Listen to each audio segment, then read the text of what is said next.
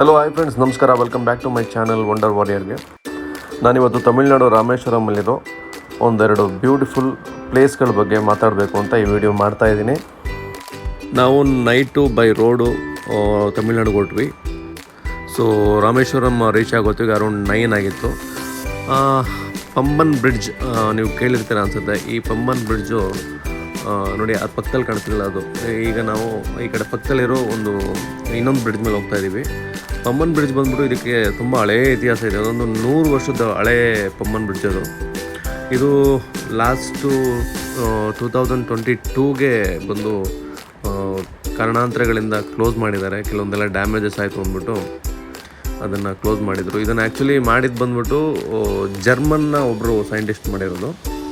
ತುಂಬ ಚೆನ್ನಾಗಿದೆ ನೋಡೋಕ್ಕೆ, ಒಳ್ಳೆ ವ್ಯೂ ಇದೆ.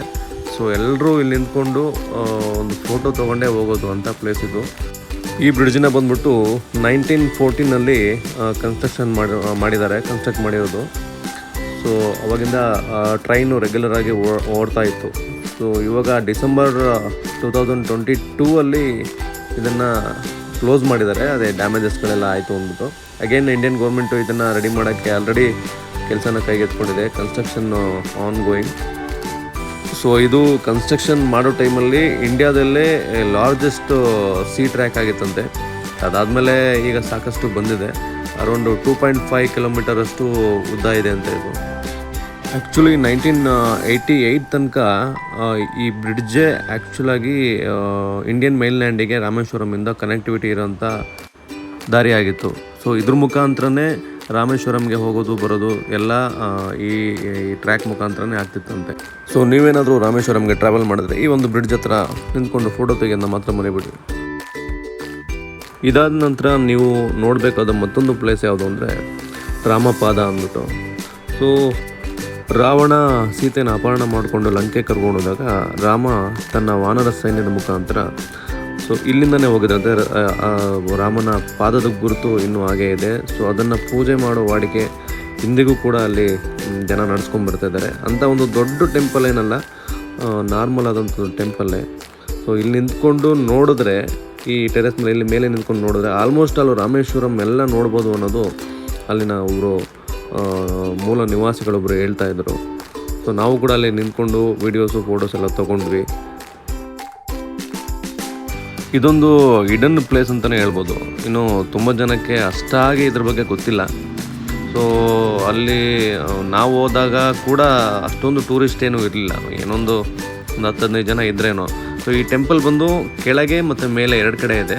ಸೊ ನಾವು ಹೋಗೋ ಟೈಮಲ್ಲಿ ಮೇಲೆ ಆಲ್ರೆಡಿ ಕ್ಲೋಸ್ ಆಗೋಗಿತ್ತು. ಕೆಳಗಡೆ ಮಾತ್ರ ದರ್ಶನಕ್ಕೆ ಬಿಡ್ತಾಯಿದ್ರು. ಸೊ ದರ್ಶನ ಮಾಡಿದ್ವಿ, ಅಲ್ಲೊಂದು ಅರ್ಚನೆ ಮಾಡಿಸಿ ಸೊ ಮೇಲೆ ಬಂದು ಫೋಟೋಸು ವೀಡಿಯೋಸ್ ಎಲ್ಲ ತೊಗೊಂಡ್ವಿ.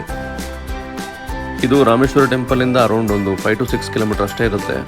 ತುಂಬ ಸೆಕೆ ಇರುತ್ತೆ, ತುಂಬ ಬಿಸಿಲು. ಸೊ ನೀವೇನಾದರೂ ಹೋದರೆ ಇದೊಂದು ಪ್ಲೇಸ್ನ ನೋಡ್ಬೋದು. ಇದಾದ ನಂತರ ನಾವು ರಾಮೇಶ್ವರಂ ಟೆಂಪಲ್ಗೆ ಹೋದ್ವಿ.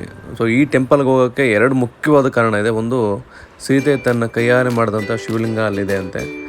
ಅದಾದ ನಂತರ ತೀರ್ಥ ಸ್ನಾನ ಮಾಡಿಸ್ತಾರೆ. 22 ಕುಂಡದಲ್ಲಿ ತೀರ್ಥ ಸ್ನಾನ ಮಾಡಿಸ್ತಾರೆ. ಅದಕ್ಕೆ ಎಲ್ಲ ಕುಂಡಗಳಿಗೂ ಬೇರೆ ಬೇರೆ ಹೆಸರಿದೆ.